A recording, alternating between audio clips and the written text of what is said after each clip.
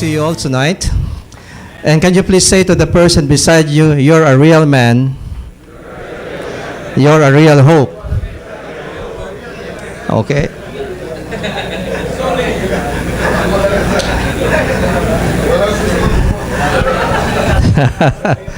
It's really a joy for men to gather together like this, right? Walang ibang makakaunawa sa lalaki kundi kapwa lalaki. Nobody can understand a man except a man.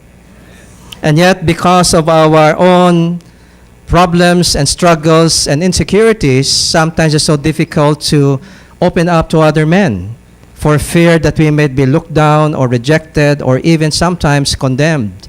And yet we realize all of us share common struggles, common hurts and wounds. And that's why it's time together to come together and be able to help each other become better men. We are not perfect men, but we choose to learn and become better men by the grace of God. Can we say that together? We are not perfect men, but we choose to learn and become better men by the grace of God. You know, history begins to change when men begin to take up their divine calling and purpose to be shapers of the nation and shapers of the generations to come. In fact, in the Bible, we see that God always begins with a man. When God is about to effect change in history, He will always begin with a man. And for those of you who know the Bible, you know that from the very book of Genesis, God always starts with a man. God created Adam before He created Eve, and He made a covenant with Adam before Eve was created. His whole purpose was invested in the man and expected the man to take leadership of the woman, his wife. But of course, we know that is where the man failed right from the very beginning. The fall of man is really the product of the failure of Adam to take full leadership over his wife. And that is why we often say leadership and manhood are synonymous. As you develop your leadership qualities, you develop your manhood in the eyes of God. Not all leaders are men, but all men were meant by God to take leadership, beginning in our own families. Okay? So tonight we're going to go back a little bit to the values and the core values of our movement. Men of Integrity International is a place where men help men become better men. Okay ba yun? Okay? So we are men helping each other become better men. Ed Cole said, becoming male is a matter of birth. Becoming a man is a matter of choice. We don't become men simply by biological birth. In fact, sabi nga po ni Dr. Ed Cole, one of the reasons why there's so much failure in society is because there are more boys out there than there are real men. It's a very bold statement by Ed Cole, but it is true. The reason why there's so much failure in society is because there are more boys out there than there are real men. And because of a wrong concept of manhood that we were read up in the Philippines, the machismo concept, and we have discussed that in the conference, we have not really fully understood the full meaning of what it means to be a man, but we were reared up in an ideal that actually brought out the worst in us. So many homes have been broken and damaged because of the machismo mentality. So many men fail to really grow up to their full potential because of machismo mentality. And that's why we need to find out what is the true definition of manhood. And we began to see in our conference that what summarizes God's definition of manhood is already in Micah chapter 6, verse 8. Only God who created us has the right to define who we are. Okay? And in Micah 6:8, we read this, He has showed you, O man, what is good and what does the Lord require of you? To act justly and to love mercy and to walk humbly with your God. There are three core values here. Number one is integrity. To act justly means to do what is right in the sight of God and men. And then the second one is mercy. Actually, the word mercy in the original language carries the idea of faithful love and commitment to others. And it can also be understood as mercy or compassion for others. And that begins in our family, our love for our family, our love for our wife and our children. That's where that begins. And finally, to walk humbly with your God, which is the very foundation of manhood, which is spirituality, to walk humbly with your God. You see, when God created Adam, the very first thing he did was to put him in the garden, the place of intimate fellowship with God, before he created the woman. God wanted to have relationship with the man, to have fellowship with him, because it is in that relationship that the man draws his strength to fulfill God's purpose for him. And that is why spirituality is the foundation of our integrity and our compassion for other people. What is the purpose of this movement?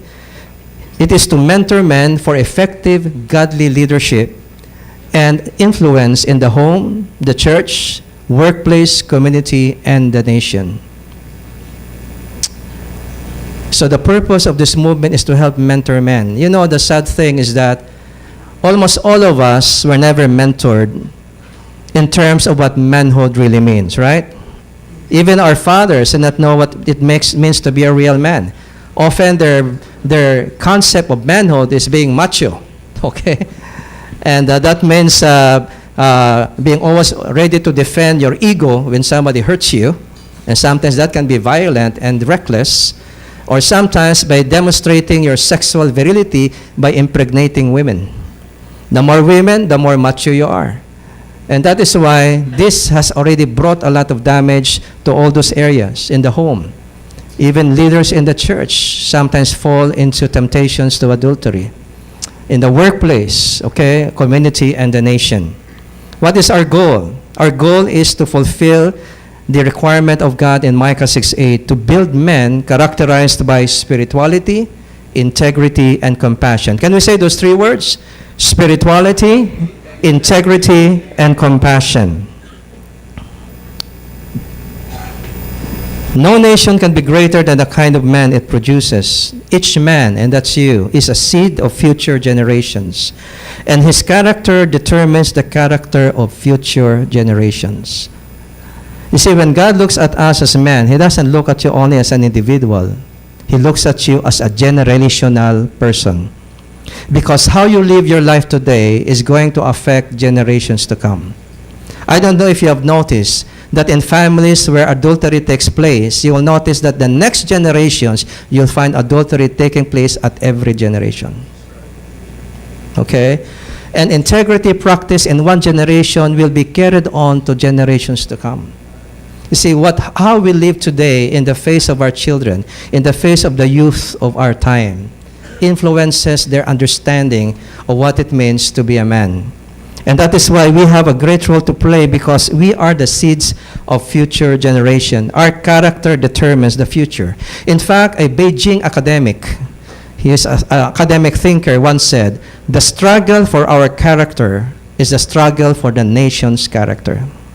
And we repeat what this Beijing academic thinker said. The struggle for your own character is the struggle for the nation's character. Because our character is going to affect others around us. And if we want to have a godly nation, it has to begin with me modeling that kind of character I want to see in the nation. And this is what I was sharing a while ago. Ed Cole, author of Maximize Manhood, the reason why families fail and societies fall is because there are more boys out there than there are real men. And we'll see in a little while, later on, what it means to be a man. God's purposes for the nations always begins with a man that will model and carry out his mandate for his generation and the next ones. Can you look at the man beside you and tell him, you're affecting future generations? Let's do a good job. Okay?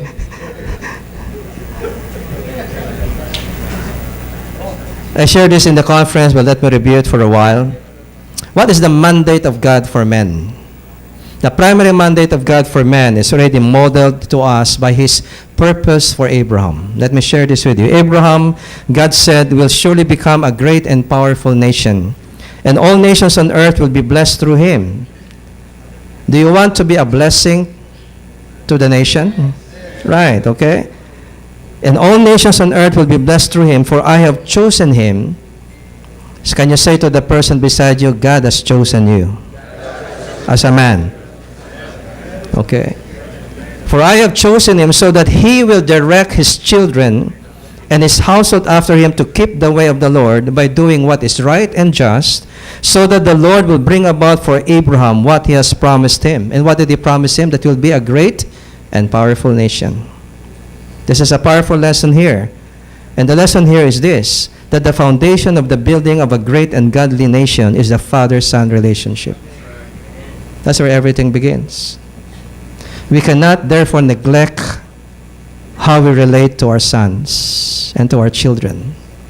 Because whether we like it or not, whatever they have seen in us, whatever has affected them from the way we live, and from our convictions, from our values, are going to affect theirs in their generation. Fathers are not just rearing up children, they are building a nation through them. And we need to understand this. When you look at your children, you're talking about generations to come. And what kind of generation they will be affects the future of the nation. How many of you are tired of all the corruption and the evil in our generation? How many are tired? Okay. You know, we need to be so desperately tired enough to do something about it. And what can we do? Because there are powers that be that control the decisions of many at the top. But you know, you don't have to wait for change from the top to take place. Change can begin where everybody comes from. Everybody up there came from down here. And we can start the change down here by beginning to focus on building a next generation that will truly be a true generation of hope for the nation. How many have heard of Thaksin Shinawatra, former Prime Minister of Thailand? Thaksin Shinawatra. Thaksin Shinawatra said, every politician looks to the next election. A statesman looks to the next generation. If we focus on the next generation, we can do a lot of change. Do you believe in what he said? You see, politicians are always thinking about the next election. What differentiates a politician from a statesman is that a politician is more concerned about maintaining his position and power, while a statesman is more focused on the good of the people and willing to sacrifice himself in order to alleviate the suffering of the poor and to build the right values in the people. A statesman is somebody who will serve the people at the sacrifice of himself. And a statesman knows that the only way you can build a better future for any nation is to focus on inspiring the next generation. One of the statesmen that I have personally known is no other than Dr. Jovito Salonga, former Senate President. There was a time that God has given me the privilege to work with him in an advocacy we started in Manila called Building a Nation of Character. He became my personal advisor. And I've learned so much from the wisdom of this man. In fact, he once confided with us, and it's okay to share this with you because you know what has been happening in our country. He said, do you know why I left the Senate? And I said, why? Because the Senate is dead. That is not the kind of Senate we started before. There's a lack of integrity, a lack of real vision for the people. And that's why I left the Senate. I learned a lot from him. And I just wish that, he's not a perfect person. But the wonderful thing about Dr. Salonga is that he has learned so much that he is able to impart great wisdom. His passion is to bring about change by focusing on the next generation. What he's been doing all these years is mentoring lawyers. Lawyers who are still studying law. He will bring them to his center and then he will mentor them. He believes that the only hope of the future are these young people. And is willing to invest his life to mentor them with all the wisdom that he has learned through the years. He is truly a statesman because he focuses on the next generation. And I tell you, we as men can do a far better job than what Jovito Salonga is doing because God has entrusted to us our sons and our children to mentor them in the right convictions and values that will make the biggest difference in their lives so that they make a difference for their generation. It all begins with us today. That's why we are not just rearing up children, we are building a nation through them. You see, there's even a warning in the Bible, and this is in Malachi, chapter 4, verse 5 to 6. Look, God is saying, I'm sending you the prophet Elijah before the great and dreadful day of the Lord arrives. His preaching will turn the hearts of the fathers to their children, and the hearts of children to their fathers. Otherwise, I will come and strike the land with a curse. What is God saying? If the father-son relationship is not restored, it's going to jeopardize my purpose for a nation. Because the foundation of the building of a great and godly nation is that father-son relationship. And if that is not restored, that is not reconciled, I will strike that land with a curse. You understand this? Our role as men and as fathers of the next generation play a central part in God's purpose of building godly and great nations. And that is upon us to focus on, because we know there is no other way. There is no other way. This is God's way of changing a nation. It begins with you and me as men of our generation. That's why Dietrich Bonhoeffer said, the righteous man lives for the next generation. When you pursue integrity in your life, you're not doing that for yourself, you're doing that for the next generation, as that will influence their life, because they're always looking for role models to follow. The next generation cannot be a hope for the nation if they do not have enough role models to inspire them to the right values and convictions. The compromises of one generation will surely lead to the corruption of the next. History has proven this over and over again. We compromise today, we corrupt our children in the next generation. But the integrity of one generation will lead to the empowerment of the next to become a generation of hope. You know, we have so many superstars and celebrities right now, right? What the nation needs are not more celebrities. What we need are more heroes. And heroes are people who think less of themselves and willing to sacrifice for the good of the majority. And I tell you, we need to be those heroes now for our next generation, so that they become the heroes of their generation. One of the areas that we need to build integrity as men, where most of us are struggling right now, and some of us have already fallen one way or another. And one area of our integrity that has the most powerful impact on the next generation has something to do with our sexual integrity. Today, we see a society where there are so many broken homes. We see a society where there are so many single mothers. And we are seeing a population of children that we may call a fatherless generation growing up, with no father to mentor them, no father to teach them. Can you imagine what the future will be like if we continue to produce fatherless generations? Who's going to discipline them? Who's going to teach them the right convictions and values? And this is happening because there are a lot of men who struggle and oftentimes fail in the area of maintaining sexual integrity. And this is where I would like us to focus tonight. I say this, covenant eyes. Can I say covenant eyes? This is a phrase I want you to remember. Covenant eyes, building sexual integrity. This is taken from the statement of Job, one of the righteous men in the Old Testament. And Job, in fact, received accolade from God himself when God boasted to the devil, "Have you seen my servant Job? There is no one righteous like him on the face of the earth." Can God say that of us today? Can God say that of us today? "Behold my servant, there is none righteous like him on the face of the earth." And here in Job 31:1, we find the secret of the integrity of Job.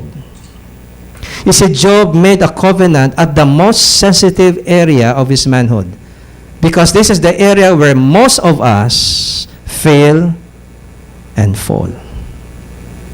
He said, "I made a covenant with my eyes not to look at a girl with lust."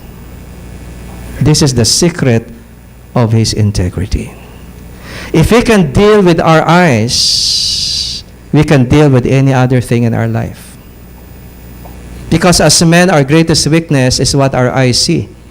Right? And if we do not know how to control those eyes, our manhood will soon be damaged by the wrong choices we'll be making.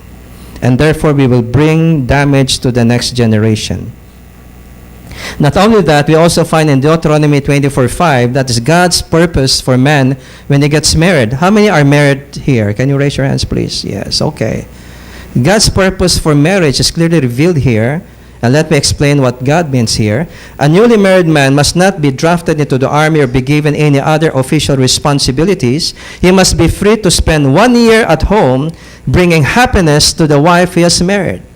Is it the will of God that once you marry a woman, that your priority is to make your wife happy? Okay? Many people get into the marriage relationship with the wrong reason. I often ask couples before I wed them, why do you choose to marry this guy? Why do you choose to marry this girl? And they usually say, well, because she has this quality or he has this quality that makes me happy. In other words, people marry because the other person makes him happy, right? What if the person no longer makes you happy in the course of the marriage? We have a problem here, Houston. Okay? Because the very basis of the decision to get married is already wrong. You marry because you love the person, and you love the person, that means that you are committed to her happiness above your own. It's not about your happiness here. That's part of it, but that's secondary to your decision to be the person who will make this woman happy for the rest of her life. That is what love is all about. You understand this? And that's why God himself wants to galvanize that in a man who just got married. He said, for the first year, you will have no other focus than to bring happiness to your wife. Why? Because from God's perspective, if you develop the habit of putting the happiness of your wife above your own for 1 year, that habit will protect you from adultery for the coming years. Are you still here? We are always the product of our habits. Our habits define us. Our habits define our future success or our future failure. Every major failure is the product of building the wrong habits along the way. And every major success is the product of building the right habits along the way. And that's why God, at the very beginning of a marriage, wants the man to develop the right habit. I want you to focus on bringing happiness to your wife for 1 year, because once that happens, in the next years, that will already be a habit in you. So that by the time you're tempted to look at another woman, and because you're so used to putting the happiness of your wife always above, wala kang time para entertaining yung babae kasi you already developed the habit of putting the happiness of your wife always above yourself. You understand that? And I mentioned last time that the reason why men adulterate is because we are now more concerned about our happiness than the happiness of our wife. That's why we adulterate. And that's why this is already establishing to us a solid foundation for fidelity in marriage that will make your marriage last for a lifetime. And that is, my focus is the happiness of my wife. And when I look at another woman, I refuse to look at any other woman with lust. It's a choice that I make all the time.